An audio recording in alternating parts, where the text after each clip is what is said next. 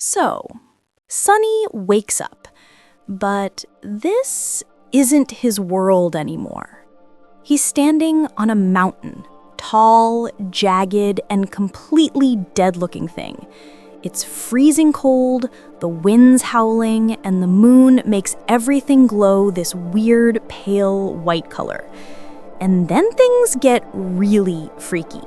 Time starts moving backwards. The moon falls, the sun races the wrong way across the sky, snow jumps up into the clouds, like the whole world's glitching in reverse. And before Sonny can even process what's happening, a massive chain of people appears, walking backwards down this mountain road, shackled, beaten, dressed in rags. A slave caravan. Then time snaps back to normal, and guess who's suddenly one of them? Yeah, Sonny. Barefoot, bleeding, and freezing, chained up with a bunch of strangers. His wrists are torn open from iron cuffs, his feet feel like glass, and the wind is cutting through his clothes like knives. He looks around, there's a guy in front of him, huge dude with scars on his back. Behind him, some sketchy guy muttering curses, and once in a while, soldiers on horses ride by, glaring at everyone like they're nothing. Sonny's standing there thinking, what the hell kind of nightmare is this? This wasn't how the nightmare spell was supposed to work. Other people, they get to start in easier situations, right? Like some end up as warriors, nobles, people with swords and skills.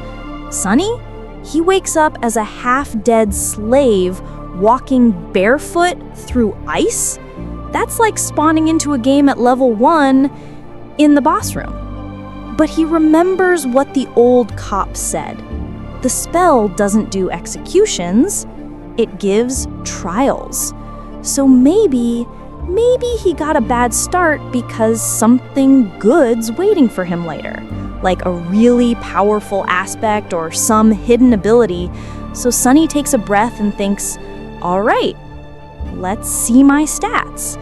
He closes his eyes and just thinks the word status. And boom, glowing runes appear in front of him. At first, he's like, whoa, it actually works.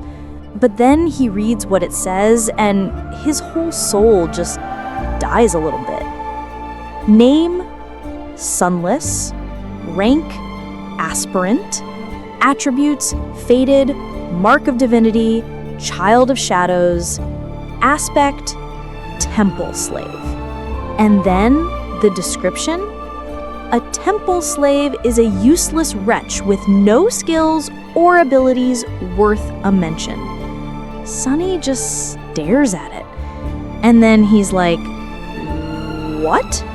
What the actual hell? No useless aspects, my ass! He's so mad he trips, pulling the chain down with him. The guy behind him screams, watch where you're going, bastard!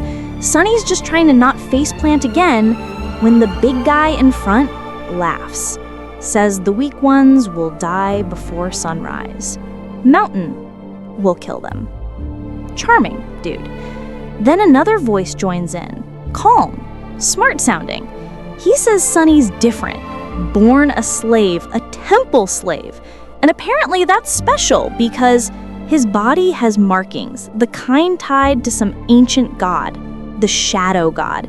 And those gods, yeah, you don't mess with them. Sonny doesn't say a word, just listens. The mountain wind keeps screaming. The chains clink every step. It's miserable. Then a white horse approaches. A young soldier, all noble looking, stops in front of them. He actually looks kind. He asks what's wrong, and one of the older slaves tells them they're just cold. The soldier looks at Sonny, and you can see it. He actually feels bad for him. He takes out a flask and says, hold on a bit longer, we'll rest soon. Here, drink some water. And Sonny's like, finally, some kindness. But right before he can take it, crack, a whip slices through the air. Pain rips across his back. He drops, screaming. Another soldier rides up, older, meaner, and he just glares at the kind one. "What are you doing? Giving water to slaves?" he yells. "They're not people. Treat them like people and they'll start imagining things." The young soldier's face falls. He puts the flask away.